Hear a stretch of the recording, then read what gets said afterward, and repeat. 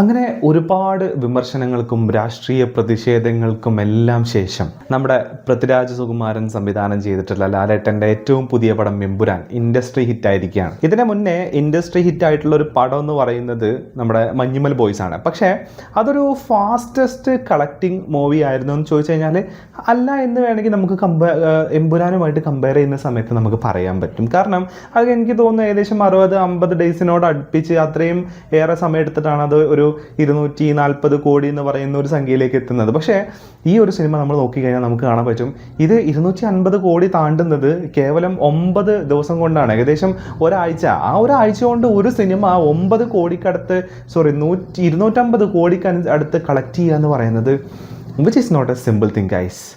അതുമാത്രമല്ല ഇതിലേറ്റവും ഇൻട്രസ്റ്റിംഗ് ആയിട്ടുള്ളൊരു ഫാക്ടർ എന്ന് പറയുന്നത് നമുക്കറിയാം മലയാളം എന്ന് പറയുന്നത് ഒരു ചെറിയ ഇൻഡസ്ട്രിയാണ്. അപ്പോൾ ഇതിനകത്ത് നിന്ന് ഒരു വലിയൊരു എന്താ പറയുക പൈസ ഇറക്കിയിട്ട് നല്ല പ്രൊഡക്ഷൻ കോസ്റ്റ് വരുന്ന ഒരു സിനിമ ഇറക്കിയിട്ട് കേരളത്തിൽ നിന്ന് ഇതെല്ലാം കൂടെ കളക്ട് ചെയ്തെടുക്കാം എന്ന് പറയുന്നത് which is merely possible basically. അപ്പോൾ അങ്ങനെ വരുന്ന സമയത്താണ് ഓവർസീസ് കളക്ഷൻ. ഈ സിനിമ 250 കോടിയിലേക്കുള്ള ലീപ്പ് എടുക്കുന്നത് ശരിക്കും ഓവർസീസ് കളക്ഷനാണ്. ഇപ്പോൾ ഈ ലണ്ടനിൽ മാത്രം കിട്ടിയേക്കുന്ന ഏകദേശം 8-9 കോടിൻ്റെ അടുത്ത് ലണ്ടനിൽ മാത്രം കിട്ടിയിട്ടുണ്ട്.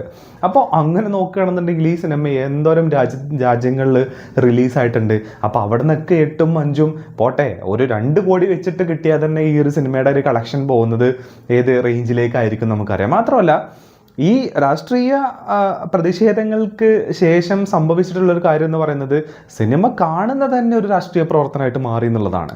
ഇപ്പോൾ പല ആൾക്കാരും സ്റ്റാറ്റസ് ഇട്ട് ഞാൻ കണ്ടിട്ടുണ്ടായിരുന്നു, രാഷ്ട്രീയത്തിൻ്റെ ഭാഗമായി മാത്രം ഞാൻ ഈ സിനിമ കാണുന്നു എന്ന് പറഞ്ഞിട്ട്. അപ്പോൾ സിനിമ കാണൽ ഒരു രാഷ്ട്രീയ പ്രവർത്തനമാവുന്ന ഒരു പ്രതിഭാസത്തിലേക്ക് ഈ സിനിമ മാറുകയും ചെയ്തു. അതും ഈ കളക്ഷൻ, അതായത് ഷോർട്ടസ്റ്റ് ഡേയ്സിൽ 250 കോടി എന്ന് പറയുന്ന അല്ലെങ്കിൽ ഇൻഡസ്ട്രി ഹിറ്റിലേക്ക് പോകാനുള്ള ഒരു റീസൺ അതാണ്. അതായത് രാഷ്ട്രീയ പ്രവർത്തനമായിട്ട് മാറുക ഒരു സിനിമ കാണുന്നത്. പിന്നെയെന്ന് പറഞ്ഞു കഴിഞ്ഞാൽ നമ്മളിപ്പോൾ കേരളത്തിന് പുറത്തുനിന്നുള്ള ബാക്കിയുള്ള സ്റ്റേറ്റുകളിൽ നിന്നൊക്കെയും അത്യാവശ്യം കളക്ഷൻ ഈ ഒരു സിനിമക്ക് വരുന്നുണ്ട് എന്ന് വേണമെങ്കിൽ നമുക്ക് പറയാൻ പറ്റും. അപ്പോൾ എക്സ്പെക്റ്റഡ് ആയിരുന്നു ഇതൊരു ഇൻഡസ്ട്രി ഹിറ്റ് ആവാൻ സാധ്യതയുള്ള സിനിമയാണെന്നുള്ളത്. പക്ഷേ ആ എക്സ്പെക്റ്റേഷൻ കുറച്ചും കൂടെ നേരത്തെ വന്നു എന്നുള്ളതാണ് പറയാനുള്ളത്.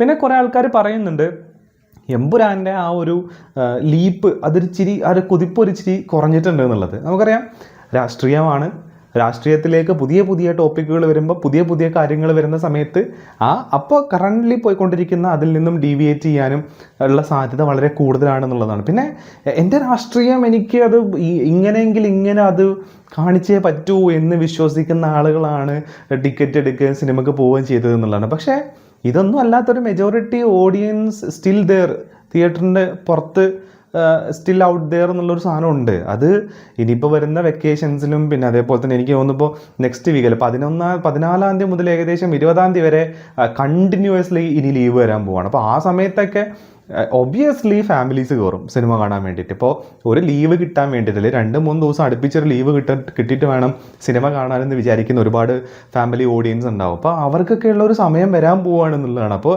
ഇപ്പോൾ ഈ കാണുന്ന ഈ ഒരു ഡൗൺ എന്ന് പറയുന്നത് അത് അപ്ലിഫ്റ്റ് ആവാൻ അത്രയും സമയമൊന്നും വേണ്ട എന്നുള്ളതാണ്. അപ്പോൾ രാഷ്ട്രീയ പ്രതിഷേധങ്ങൾ എന്താ പറയുക ഗുണകരമായിട്ടുള്ള ഒരു സിനിമ എന്ന് വേണമെങ്കിൽ നമുക്ക് എമ്പുരാനെ കുറിച്ച് പറയാൻ പറ്റും. മാത്രമല്ല ഏറ്റവും കുറഞ്ഞ കാലയളവിൽ തന്നെ ഒരു 250 കോടി എന്ന് പറയുന്ന മലയാളം എന്ന് പറയുന്ന ചെറിയൊരു ഇൻഡസ്ട്രിയിൽ നിന്ന് ഇത്രയധികം കളക്ട് ചെയ്യുന്ന ഒരു സിനിമ വരിക എന്ന് പറയുമ്പോൾ ഇത് മാർവലസ് ആയിട്ടുള്ള ഒരു കാര്യമാണെന്ന് തന്നെ നമുക്ക് പറയേണ്ടി വരും എന്നുള്ളതാണ്.